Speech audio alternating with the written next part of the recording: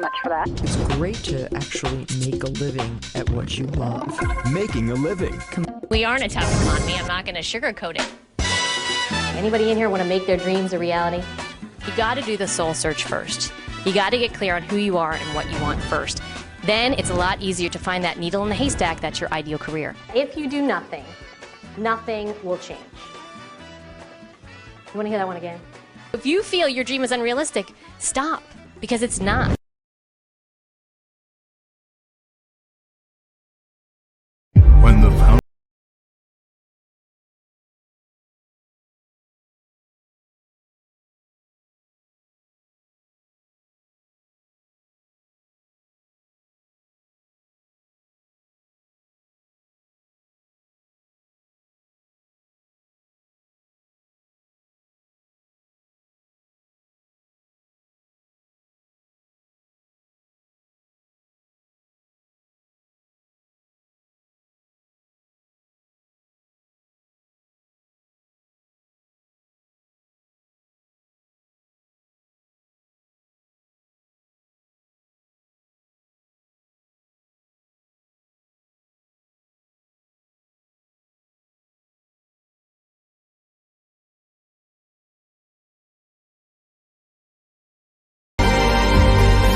Welcome to the Future Innovation Summit.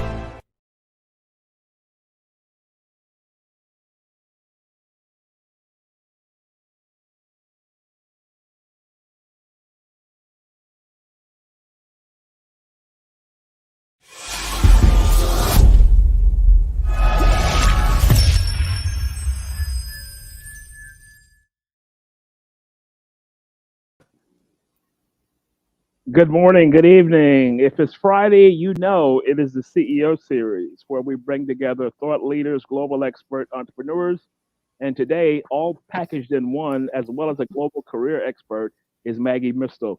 She is, as CNN says, one of the nation's best-known career coaches. She has hosted shows on SiriusXM called Making a Living with Maggie. She is a frequent guest on the Today Show on NBC. She has interviewed such diverse celebrities as our former boss, Martha Stewart, Deepak Chopra, Stephen Covey, Sally Fields, and today she's our guest on the CEO series. My goodness. Maggie. Hey, Ron. Hi. Wow, I love that. You should read that. I think everybody should be introduced anytime they walk into a room. Oh my goodness, I love that. But reading through your bio, and knowing you. Well, and you had a lot to do with that, by the way. You helped me very much in many of that. Wonderful mentor. Knowing all of that from the personal side, and then seeing your career blossom. And it was always interesting to me how you started. So I want to start it out to give some context of what we're talking about.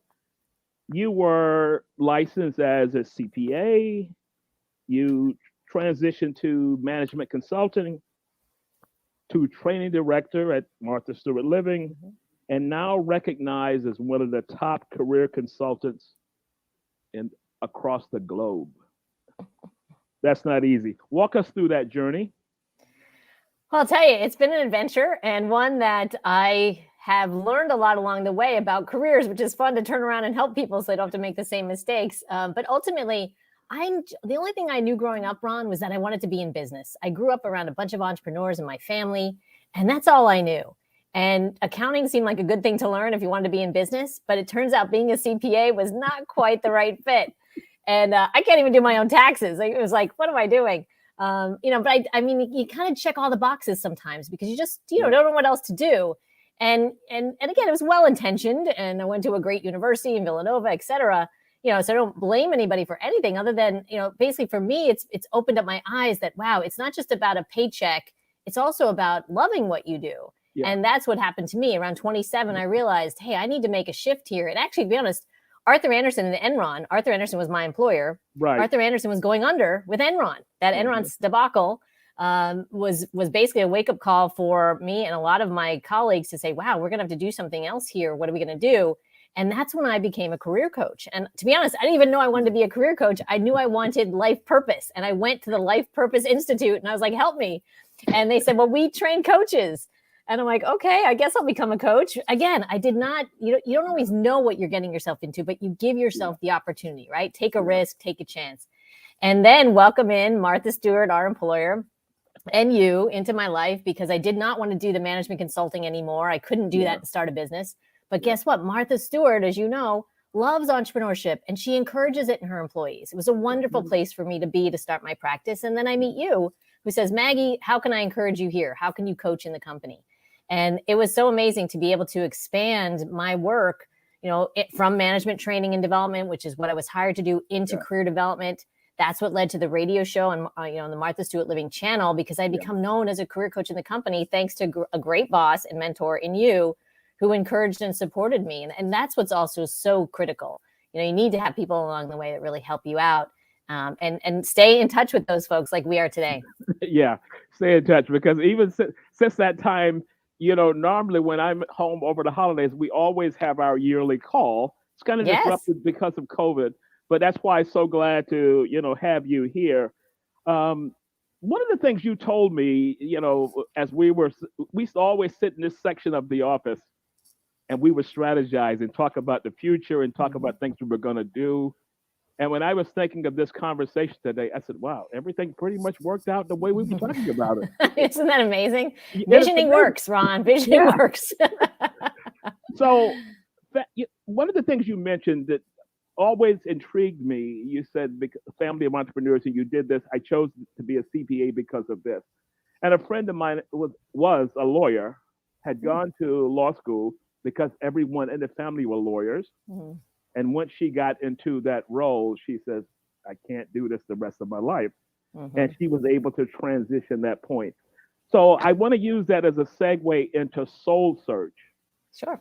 What is Soul Search about? Because you mentioned that in the video. I know what it's about, but walk the audience through what Soul Search should mean if you're at that crossroad and you don't know where to go next.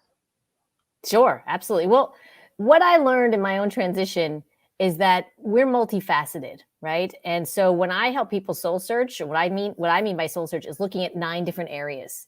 Okay. So it's everything from what you love to do, to your unique gifts and talents, to the skills you want to utilize, not just the skills you have, to how you are motivated and what you value, right? What your priorities are, to even, it's almost like everything from the lofty, right? What's your vision? What's your dream? How do you want to make a difference?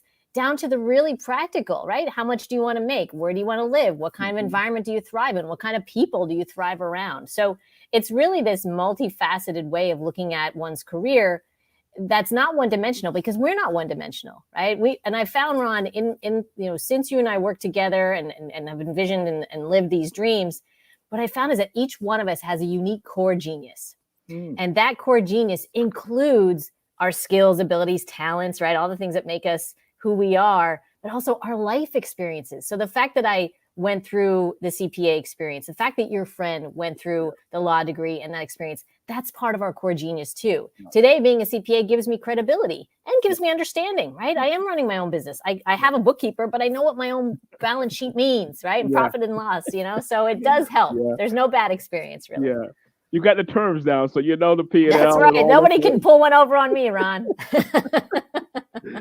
Oh, that's cool. We in talking about finding this purpose, and someone asked, I teach a class at Howard University in the MBA program on entrepreneurship, and I said, you're changing from 5 days a week for the most part and a salary to entrepreneur, which is 7 days a week plus. But the difference between the two is that I enjoy Mondays. Mm-hmm. I enjoy, in the Middle East, we enjoy Sundays because that's the next day. And that's a different kind of context when you find exactly what you want to do and you're just going to pursue it. Regardless of the obstacles, you're going to go through it. Mm-hmm. So is that the soul search? Once we find that nugget, we can kind of... Yeah, absolutely. And it's whether or not it's a business or to work for someone else. What I really found was that, it's interesting because the more people come into their own, right, when they soul search is really what happens, right? They get to know themselves and they get to appreciate and honor and value what they bring to the world. And sometimes employers can be a great avenue for that, right? Like my experience with Martha Stewart and with you, right? Sometimes, though, employers are an obstacle to that. They don't maybe align with your values, or they want you to do things that you're not comfortable doing or don't seem right to you as an individual. And I feel like there's a lot of freedom. And I think that's why we have, a lot of entrepreneurship right now. A lot of people are just saying, you know what? I'm really ready to make my own rules and make my own way. And as much as that can be scary or difficult, it's actually quite much easier now than even when I started 20 years ago, right? I mean, the tools are there. The barriers to entry are lower. If you try something and it doesn't succeed, you change it as an entrepreneur. You don't have to worry about getting fired. You're the boss, right? It's kind of fun that way. Yeah. You mentioned 20 years. That kind of like, whoa. But we look so young, so no one can tell. Hasn't been that long. I don't do the calculation. Well, it's 20 years this year since I got my coaching certification. Okay. So that's for me, that's a bit of a benchmark. Oh my goodness. Oh wow. So you were telling me the other week about this assessment, a new type assessment that you had developed. Can you kind of walk us through that assessment type? And is that different from Soul Search or? Yeah, it actually is. So, as an entrepreneur too, you're always evolving, and I'm evolving as an individual, and that's what helps my business. So through a personal contact and my own personal development, I had someone in my network say, Maggie, this tool that we just used for you can really work well with your clients. Do you want to pilot it? And so I actually started piloting this personality assessment, and it's a personality pattern assessment based on actually the Chinese system of the 5 elements, which is something acupuncturists use too. It's an ancient science, very interesting, not something I had been really familiar with, but I decided to try it. I said, why not? We can try this with a few people and see if they get insights out of it, in addition to the soul search, because with the soul search is you determining, looking inward and saying, what is my inner wisdom? What are my answers? And then this pattern is fascinating because it's based on date of birth, even though it's not astrology, and it's based on facial features. It basically says our personalities come from the what we're projecting out into the world, and our face is our billboard, right? And it's based on date of birth patterns. That's kind of scary. Well, it's interesting, right? It makes you think about, again, valuing the features that you have. Yeah. And so what I've learned, there's 81 patterns in this system. I'm not the expert. I go to someone who is the expert. She's the reference librarian who knows how to understand the patterns with this information. But then I'm communicating it back to my clients in the context of their soul search, of their dreams. So they learn about their main personality, right? They learn about their career gifts and what they're here to do. Also their daily challenge, which guess what? We all have something we're here to work on. And where you go when you're stressed, right? We all have a different reaction when we have stress. So when you understand this about yourself, as well as what I really also like about this pattern is it talks about age and stage. So different times in our lives are more supportive of different actions in our lives. And so understanding that context, also it's given my clients such freedom and confidence to act on what they're feeling on the inside, right? So that's what we go through on the soul search. We say, what are you feeling? What would you like to see? And then they get this outside validation. So I've really seen people moving forward much faster with much more confidence, which is really exciting. Well, when I read the reviews and I see what your clients say, I just sit there. It's kind of like sitting in the bleachers in the tall seat. You're not sitting in the bleachers. You're in the luxury box. No. Let's be honest. I'm sitting in the bleachers all the way up in the nosebleed section. I'm like, look at Maggie. Wow, look at Maggie do this. This is what I'm feeling from my side and seeing the growth, over the years as to where you are now, because the reviews that come back from the work that you do are just absolutely phenomenal. And the way people are pouring it out and posting it, and I think that's kind of a validation of the impact you're having on people. So thank you, Ron. I say that to take it in a different direction, because we hear about the Great Resignation. We hear about people are leaving jobs. But I tend to think sometimes people are leaving a job for a job, as opposed to leaving a job to really find out what they want to do. So what kind of advice would you give someone who's at the crossroads and they just don't know they can leave it, but do I find another job or do I find something I really want to do? How should that be filtered through your expertise? Sure. Well, I think, one of the things people think they're looking into is an abyss, right? It's like a cliff they're standing on the edge of. And what I tell them is, no, you're diving into pools of possibility. That's what's happening. And it's so exciting, right? So rather than be afraid of what could happen to you if you break free of old ways of working and being, be excited about what could be possible for you.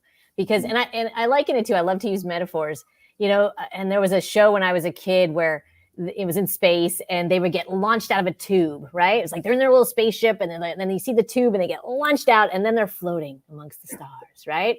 And that's what it feels like sometimes. You're like, whoa, I'm untethered, right? I'm not tied down to any particular structure. I mean, look at me, right? With CPA, it was so structured.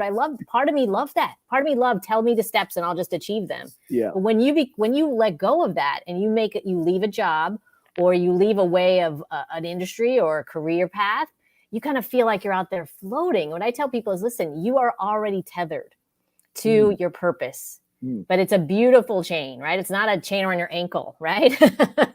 It's this beautiful uplifting energy, right? And actually will inspire you to know what to do. It's just that unfortunately we've gotten kind of programmed into doing things, being told what to do, right? What do I need to do, boss? Tell me the next step. And you were great, Ron. You were not that boss. You were you helped me in this way too. I remember you gave me responsibility for running training because you were moving up the chain, right? To have other responsibilities. And I went to you like 6 or 7 times with questions and you're like, Maggie, I can't run this for you. It's your job. And I'm like, but what if I make a mistake? You're like, I'm here for you. It's okay. Give yourself the chance to be inspired, to be in the role, and that confidence, that support gave me the confidence to be able to do it. And that's what I tell people is like, you are already supported. It's just that you didn't know it. And now that you've let go of this, someone telling you what to do from above, you get to be lifted up from the inspiration within. And it's really, you just need to start listening, slow down. That's why meditation is so popular now, right? People are really getting it, that you need to slow down and listen to what's coming. I've gotten up, Ron, you'll love it. I'm getting up at 5 a.m. these days, just like you. Okay, right? that's a personal one. I got to tell the story behind that, folks. Oh, go ahead. Yeah, go ahead. Go ahead. No, but I'm getting up to write and get my own messages, right? I'm getting inspired in the morning to listen to what I'm hearing, and I use a journal to do that. So I'm encouraging people to if they're feeling that fear, it's okay. You're going to feel afraid, but do it anyway, and make sure you listen to yourself along the way. So my story to that, and I learned this from you, and I tell people the story, what I learned from you. So you talk about learning from me. I talk about learning from you, because I was always an early riser, and I was always in the office 7:30. I know. And Maggie would come in at 9, and she should have been coming through. And eventually said, Ron, I'm not a morning person. And I said, it's okay. I said, I just prefer to be in the morning, and I can kind of look at things. And I said, you know what? Whatever you feel comfortable with. But it took me a time and I'm looking for you. You didn't get in yet. So I had to change my mindset to say, it's okay. If you want to come in at 9:30, 10 o'clock, I don't care. Because one of the things I noticed in our relationship, I would leave at 5 and you were still there. So it all balances out. Right. So let's talk about leaders. How do you coach leaders to be better leaders? Because you coach me without knowing you were coaching me to be a better leader. Yeah, well, leadership, what really people are looking for now, and this goes even back to the Great Resignation, because I don't think people are leaving work. I think they're leaving situations and they're looking for other ones, right? And with leaders that I coach, or where I'm coaching them to, is to authenticity and to connection, to almost back to their own humanity, right? To recognizing we're all human beings, just like you did there, right? Rather than judge me and say, and I had a boss before you that judged me terribly about that. She never learned. She never appreciated that I might have a different way of doing things, right? Yeah. That could still get to the results. And we butted heads, as you can imagine. But ultimately, when leaders, when they're authentic in themselves and they look at their own personal development, right? And then they think about their employees not as cogs in a wheel, not as resources they have to manage, not as cost centers they have to contain, right? But as fellow humans, right? We're all in this together, right? And so I love to coach leaders to gain their own insights into what works for them, so that they can then model that for the rest of the employees, because we're not all the same. That's the beauty of diversity, right? Yeah. We're not all the same. And there's a reason for that, right? I actually do truly believe that we're all pieces to the puzzle, right? And that's why I coach people to be themselves. I don't coach them to be someone else. I'm like, no, No, you no, need to no. be you, right? Because Yeah. we need you, right? We need Yeah, all yeah, these unique pieces yeah. to make the whole. And Yeah. so as leaders, I'm like, you need to have that same attitude, see and appreciate what not only works for you, but what works for your staff, just like you're talking about, right? And encourage them to get that clarity. It's not the boss's job to figure out for you what's going to make you successful. It's your job as an individual, but it is the combination of the two. When you can go and have discussions, you and I, as you talk so much about success and happiness and work and what works and what doesn't. We were observing all the time. We shared that so much in common in the organization. Yeah. We're always talking about the dynamics of what's going on. And that's really important for leaders today, because you can't just sit in an office or expect employees to just listen to what you say because it's the edict, right? Mm-hmm. That doesn't work anymore. That's where you'll get a great resignation in your company, right? And you've got to really listen to yourself and listen to your employees and find that place where you can all meet and really work well together, just like you and I did. I'm very, very honored, Ron, that I got to meet you, because I think sometimes we can paint all bosses as bad, right? Especially me, who's an entrepreneur at heart. But when you work for a boss who supports you in that and is entrepreneurial at heart, it was a beautiful thing. We really did a lot of great work together. We did a lot of great work, just and pat ourselves on the back. Yeah, right. Pat ourselves on the back. Yeah, we, as my daughter said, yeah, we were cool. We would spend a lot of time talking, and you mentioned that earlier. So if a leader gets beyond the 9-to-5 deliverables and get to know someone, I got to know you and understand the way that you work. And so folks, as you're listening in on this, sometimes we sit in the office, close the door, and we talk for hours and hours and hours. And this was real work. I think that's I think some people think that's not real work. Yeah. When the reality is, when we're organizational development consultants there to help the organization thrive and be successful, that's real. That's actual strategy. That's actual innovation. That's actual insight. So let's switch it a step above and talk about cultures inside of organizations. How can you kind of permeate that shell and create that culture or develop those leaders from the organizational side, the culture inside of an organization? Because I've always looked at it as a greenhouse. You bring seeds in, soil is perfect, sunlight, fertilizer, all those things, and you grow people. When you need them, you pull from here and you pull from here. And I've always said, if you're working from that angle, you're pretty much going to meet what you need to meet as it relates to the business side. Give us your thoughts on culture. Well, I think it goes back to the things that are seemingly simple but really important, right? As the more I learn, the more I realize it's actually all very simple, right? But it's important. We need to do it. And onboarding is a huge part of culture. And that's something you and I worked on together, right? I met, between the two of us, excuse me, we met every employee that walked through that door at Barnes & Stewart in the entire time we were there. And we made sure they understood what they were joining, why it was a wonderful place to be, and what the values were. We talked to them about to understand each other. Hey, what's your role? What are you going to do here? Yeah. And then we also did, remember, it was so simple, but so powerful. We did little photos of each new employee, and we posted them up throughout the company. Remember that? I think that was your idea. No, that was your idea. Yeah, that was your idea. I give you credit for that. Oh, well, hey, I'll tell you though, it was one of these simple things, and we put not only their name, but some fun fact. And I remember, it still sticks with me. One new hire named Amy put down that she loved, I think it was Amy, but she loved M&Ms. And do you know, her desk by the end of the week was piled on with M&Ms.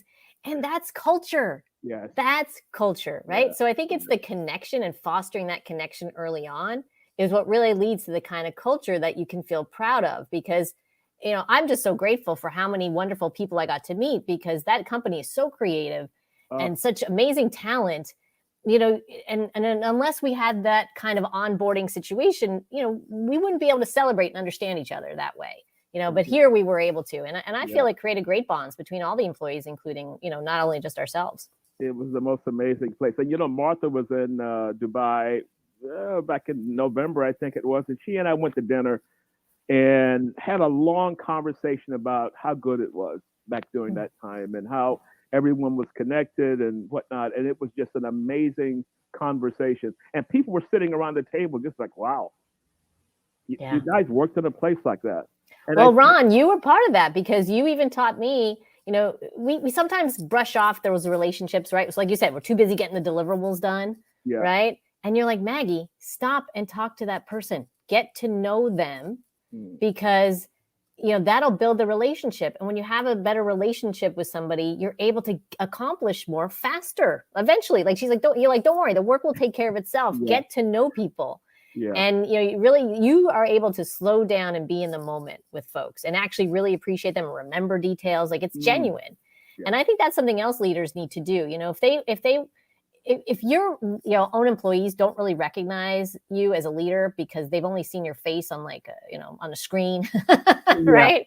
Yeah. We do need to get in, I think, at least some hellos, hi, how are you? Just chit chat as human beings, again, connecting on those simple yet important levels. Well, I think one of the reasons that we built that relationship with the employees is because at that time, every Monday morning, we had 5 to 10 people starting. Every Monday. Mm-hmm. And I remember, I knew everyone by name. Mm-hmm. Pretty much the entire company. That's maybe 1,300. I knew everyone by name because I wanted to make it a point to know everyone. I didn't want you to see me as some big shot. I wanted you to know me so that you can stick your head in the door at any given time and talk to me. That is leadership. That's it. That's culture. Oh my goodness, I've got to go to this guy. Who is this guy? Oh, someone comes by, they say, oh my God. So if I would go on Fridays, I'd go up to the studio, the TV studio.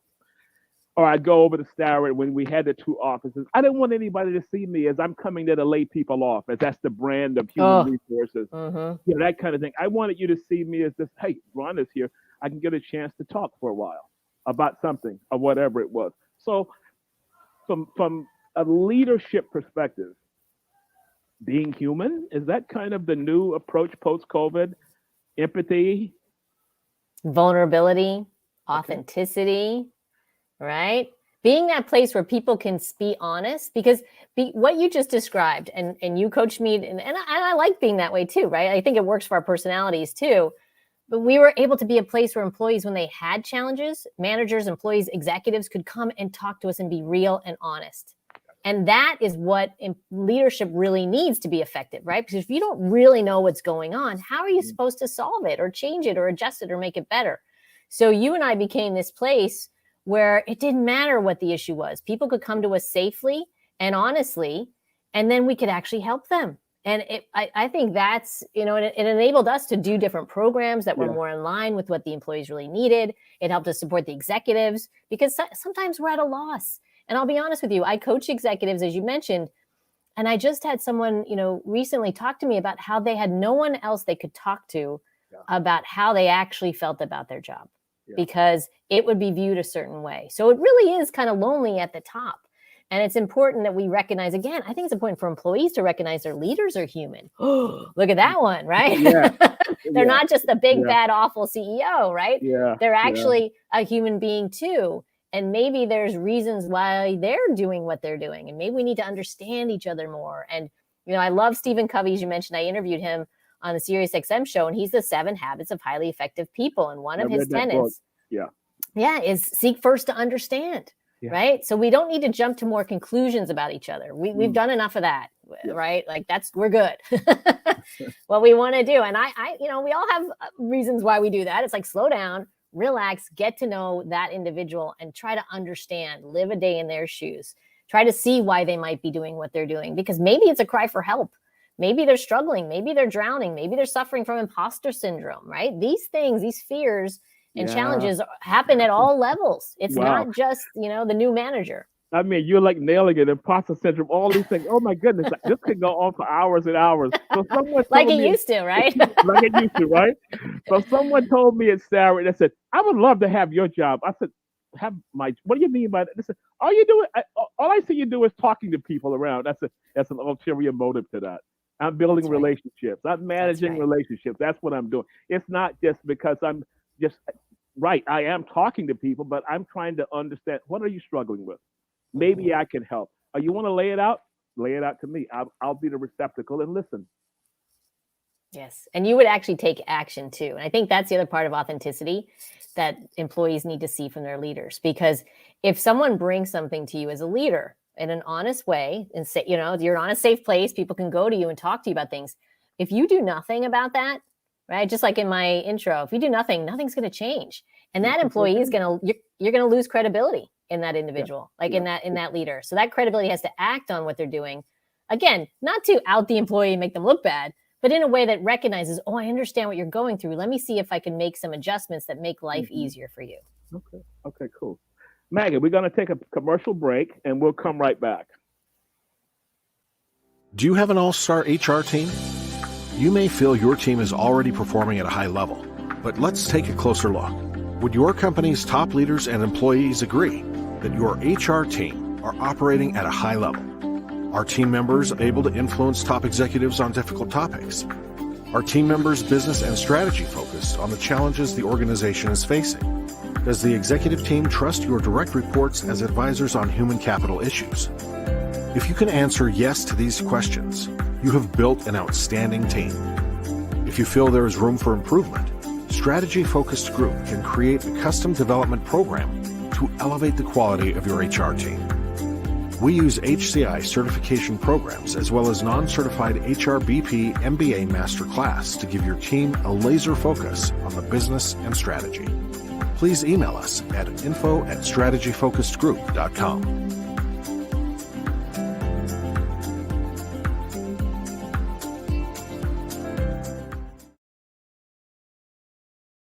Making a Living with Maggie Mistal. I would love to listen to your story. You have totally changed my life, and thank you very much for that. It's great to actually make a living at what you love. Making a Living. We are in a tough economy. I'm not going to sugarcoat it. Anybody in here want to make their dreams a reality? You got to do the soul search first. You got to get clear on who you are and what you want first. Then it's a lot easier to find that needle in the haystack that's your ideal career. If you do nothing, nothing will change. You want to hear that one again? If you feel your dream is unrealistic, stop, because it's not.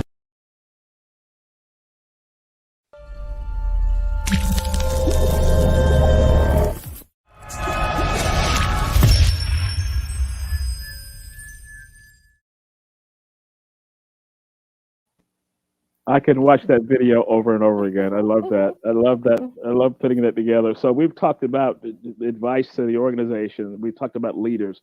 Let's talk about that department that's in charge of people, the Department of People, HR kind of branding, not a good brand, evolving to a higher brand, more strategically focused. Talk to me as if I'm a CHRO. What do I need to do to kind of right this ship? Well, it's a challenge because and again, seeking first to understand, right? Having been in an HR department with you, Ron, what I learned about HR at that time is that there is a really strong compliance and legality aspect to HR. Oh, gosh. Right? It's really challenging because and I think that's the part that I think, chief human resource officers maybe struggle with because they actually do have to have the best interest of the corporation in mind. It's part of their job, right? At the same time, then they have employees who might have different ideas about how to do things or want to change things or do things that are quote unquote seemingly risky or could be a liability, right? But I think that's the old way of looking at things, right? This either or, which one am I going to be? Am I going to be the one who goes in compliance or am I going to be the one for the people? Because ultimately, now it's a unified perspective, right? That's what we're moving into, right? This new way of working. So what I learned from now, when I talk to chief human resource folks, is that they see the employees as an enabler to understanding what are the best policies and procedures that are going to not only keep us safe as a company from a liability standpoint, but also make us this irresistible place to work, right? Because it's no longer this nice to have. Like there aren't, most of the people I talk to are concerned about having enough staff, right? That's the issue right now, right? Yeah. Talent shortage. Yeah. And you do have employees. The part of the great resignation I agree with is there are people that are just walking away without jobs sometimes. Not everybody, but there are people who are like, nah, not going to work for me. I'm just going to leave, which I'm out. Right. Yeah, I'm good. And they're that's brand new. That's not something people used to do. And I think that's scaring the pants off some of these leaders, right? They're like, wait, what do you mean? You can't just leave me, you know? And I think that's where it's like, wait, so you're going to have to really teamwork and partner differently. And it's very much the model you and I, worked on at Martha together, was constantly partnering with the employees to understand what their challenges were so that we as an HR team could make it easier and better for them to get the job done. And in a way that wasn't going to make the company liable. The biggest liability now that companies have is employees coming back at them for hostile work environment, right? Or discrimination for some reason, right? Like not treating them well. Yeah. So I do think there's an opportunity here to really partner differently, much more the way that, that's productive for both sides as opposed to it being a tug of war. I thought of, I left New York 5-6 years ago, and my first foray was into Saudi Arabia. And I got there and I'm looking through, the documentation in the office, and there was a penalties book. There was kind of an employee's manual. And in every situation, there was a penalty for doing this. So when you talk about penalizing culture, how do I make sure the rigidity of, if you do this, here's what we do. You do this, there's 3 things that's going to happen. And my thought was, who took the time to think of all these scenarios, to come up with all these penalties? That time could have been invested into something more worthwhile to build a more forward-moving organization to reach the strategic goals and all those kind of things. And I said it was just time wasted. So one of the things I've found from cultures that you go to different countries, there's a punitive mindset. So how do we look at a culture from, say, Silicon Valley, which is kind of, you figure it out, versus the rigidity of, you do this, I'm going to do this 3 times as a result of that. And that was hard for me to comprehend because that's a total different concept of what I've been brought up to do. Yeah, and that's right. It kind of opened my eyes, Ron, because I do think, it's easy to fall into that when you're afraid, right? What does fear do, right? Fear makes you want to protect yourself.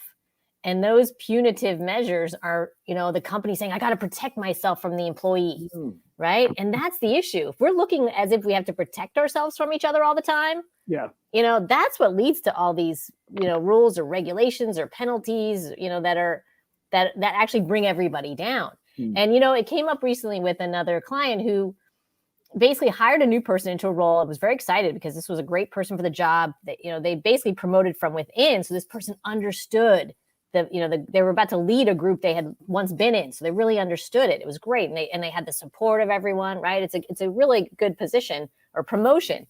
The problem was this person started dumping all their issues on the boss. Like the person came in and said, okay, here's a list of 17 things wrong this week.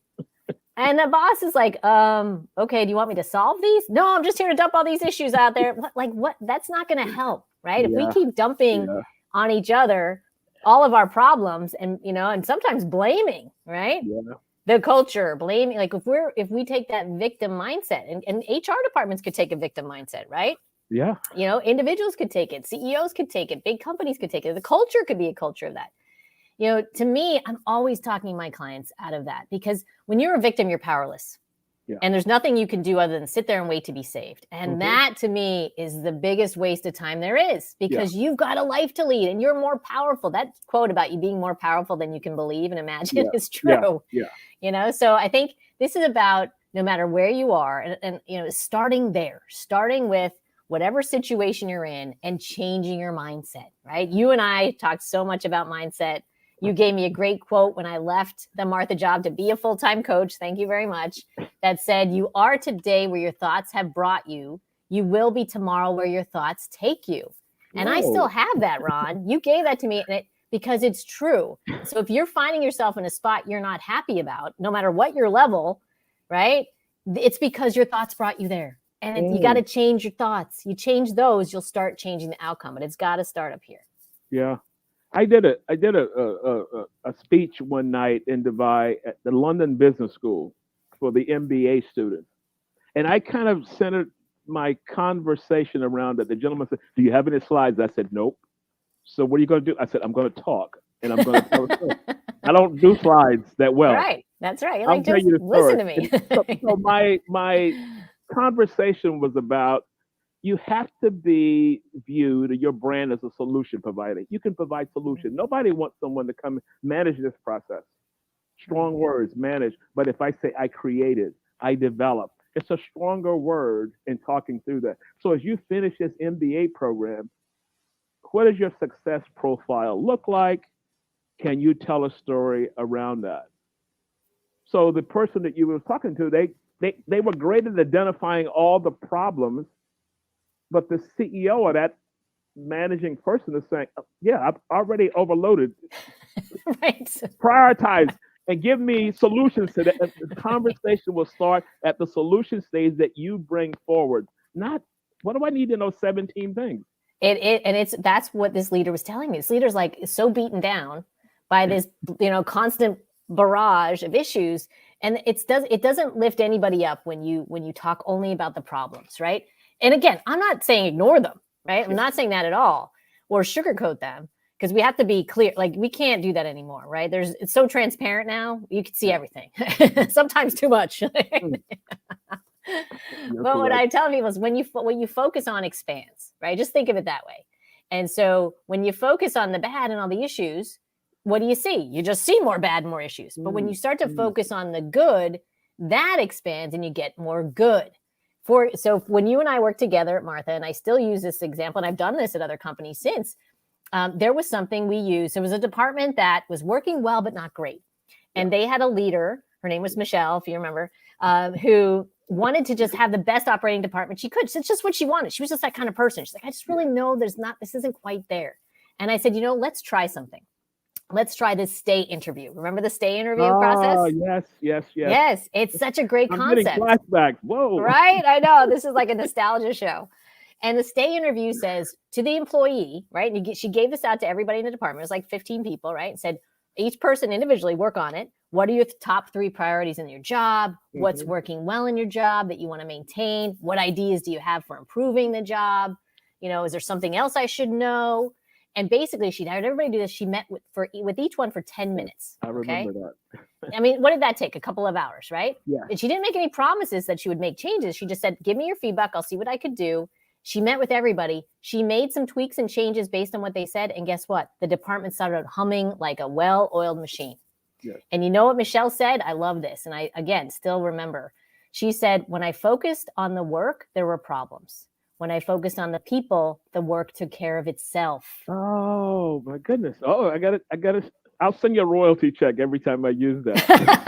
Yeah. We should send it to Michelle, but it's the truth. And we both had that aha experience because, again, did I know it was going to lead to that? No, I'll be honest. I'm transparent, right? Yeah. I didn't know, but I did know that listening to people and making the connections, all the simple yet important things we've talked about, just opening that line of communication would make a difference. And the employees alone feeling like their boss cared enough about them to actually ask and listen, that was enough for some of them to just do better in general. Because now all of a sudden they weren't going to commiserate with their friends on a Friday night at the bar saying, oh yeah, my boss is awful too. She never listens to me, right? Like that all went out the window. They're like, actually, my boss is great. She just sat down with me, this week and said, what can we do to make your life better? Yeah. So it's simple yet important things. And I can't stress to people, because I think sometimes we make things too complicated and we stress people out with that too. A lot of these leaders are feeling like, it's too big, it's too messy. I don't think I can handle it, right? I'm hearing some of that now too, because there's a lot going on, right? I mean, we're getting it piled on from all angles. And I'm like, don't worry about all that. I'm like, the best thing you could do right now is slow down and eat breakfast mindfully. And they're like, what? I'm like, yeah, slow down and don't rush, don't rush with your coffee out the door and you're grabbing your croissant or whatever. Sit down for 10 minutes in the morning and just be mindful about what you're eating. You know why? Because it's going to help you process your thoughts throughout the day. Yeah. When we slow down and we do these simple things, I'm telling you, Ron, I've been really amazed. And, it's the little stuff that matters. Yeah, it's the little stuff that matters. And even using the coffee analogy, I'll ask leaders sometimes, how often are you having coffee with one individual? I do one individual today. I do another individual. Just nothing about work, but just a conversation. Just a conversation. How are you doing? How you handling COVID? What's happening in your life? What can I do as an ending kind of conversation piece? Is that what can I do to help you in any way to overcome whatever it is? and listening more as opposed to the directive, you know. Ron, I think that is your core genius shining right through. I mean, honestly, because you would do that not only with me as your staff. Some people only do that with their staff. You would do that with everybody. That's Everybody why in the entire company. I want your job because all you do is Have coffee. and have coffee. Yeah. I said, no, that's an ulterior motive behind it. So as we begin to close out, you use the term, and I think Deloitte does that, use that same term, the irresistible organization. How can we build the irresistible organization that people want to come, they want to thrive? So we know that nobody's coming there and it's going to get the watch at 25 years. Those days are over with. You know, I told a group in Singapore, I said, the watch business is gone. The souvenirs for longevity, for 25 years of service, that's over with. So how do you max out that 3 years, 4 years, 5 years? Yeah, well, honestly, Ron, I think it comes down to being a place that's cool. Yeah. Just like you said, yeah. we were cool, you know, you gotta be cool. Yeah. And it sounds again silly, but it's the truth, right? People want to work at places that are cool. Now, cool doesn't just mean techie, right? Or innovative, because even some of those companies aren't so cool when you get behind the policies. Under the hood, yeah. Right, under the hood, right? Yeah. What cool means, it means somebody that you would hang out with and want to be around, even if you weren't working together. To me, that's what you also want to be evaluating when you're looking at opportunities. Because like you said, Ron, you really meant it when you were talking to people about, hey, how are you doing? And, and what's going on in your life? And that's what we all crave, is someone else who cares about us, not just because we're there to make some money for their bottom line or get some job done, but because they actually care about us, again, as human beings. So it comes full circle, back to being that place where human beings work with other human beings. If you want to be irresistible, be human. Because after all of this experience, I think slowing down, I had so many people come to me, right? They couldn't travel, right? I had so much work to do. Because they're like, oh, let me work on my career. I got money, I got time, I got freedom. And everybody said, I really realized what's important. And it's not the trappings of success that we used to think. Yeah. Doesn't mean you can't be successful. Doesn't mean you can't still make a lot of good cash and have great things. It means, though, that it's that human connection. It's knowing that the people you work with are people that care about you, that will support you, that you can talk to, that aren't going to judge you, right? That they're just really there because we're all in this whole beautiful life together, right? I mean, it's really pretty wonderful when you think about it. I know you can look at the negative, but I tend to look at the positive and expand on that. Yeah, I know. Maggie, you and I can solve world problems, but I think we did today, Ron. Yeah, we did. We did. Maggie, thank you so much for being a guest. I knew it was going to be good. I was excited this morning getting up and getting prepared for this, but thank you so much for taking the time to be on the show, and appreciate it. So what we'll do, how can someone reach you? Give us your website address or. Sure. Yeah. So it's MaggieMistal.com, MaggieMistal.com. Very easy. There's a contact right there for whatever it is people are struggling with, career-wise, whether they're a leader, an employee, an entrepreneur. I just love to hear from people about what's going on. It's one of the things I loved about my radio show. I also have a podcast, Making a Living with Maggie. And so there's lots of ways, but if they go to my website, they can find them all there. Okay, cool. Maggie, thank you so much. Hang on for a minute as we close out the show. Thank you, Ron. Okay.